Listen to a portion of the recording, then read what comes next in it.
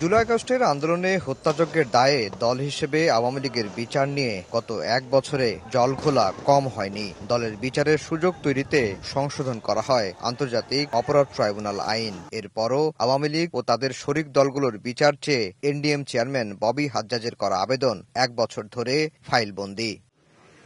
রোববার ট্রাইব্যুনালে সাংবাদিকদের এক প্রশ্নের জবাবে chief prosecutor advocate Tajul Islam জানান, আওয়ামী লীগ সহ ১৪ দলের বিরুদ্ধে আসা অভিযোগ যাচাই বাছাই শুরু হয়েছে। খুব শিগগিরই আনুষ্ঠানিক তদন্তেও নামবেন তারা। দল হিসাবে আওয়ামী লীগের বিরুদ্ধে অপরাধী সংগঠন হিসাবে তাকে বিচারের মুখোমুখি করার জন্য প্রাথমিক তদন্তের কাজটা আমরা শুরু করতে যাচ্ছি।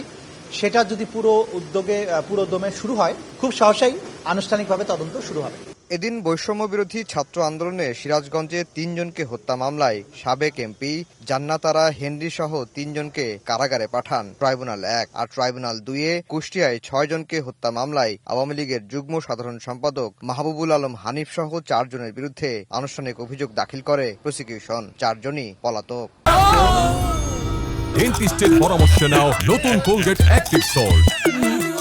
৩টি অভিযোগ প্রমাণের জন্য সাফিসিয়েন্ট ম্যাটেরিয়াল, তথ্য প্রমাণ আদি সবকিছু প্রসিকিউশন দাখিল করেছে। ট্রাইব্যুনাল বলেছেন এগুলো পর্যালোচনা শেষ করে আগামীকালকে কগনাইজেন্স নেওয়ার ব্যাপারে তারা আদেশ দেবেন। আমরা আশা করছি কালকে এই ব্যাপারে যথাযথ আদেশ ট্রাইব্যুনাল প্রদান করবে। এছাড়া গুমের মামলায় সাবেক সেনা কর্মকর্তা জিয়াউল হাসানকে ট্রাইব্যুনালে হাজির করা হয়। চিফ প্রসিকিউটর জানান, গুম সহ আলোচিত বেশ কয়েকটি মামলার তদন্ত এখন শেষ পর্যায়ে। চলতি সপ্তাহের মধ্যেই তদন্ত প্রতিবেদন হাতে পাওয়ার আশা তাদের। আফজার হোসেন, সময় সংবাদ, ঢাকা।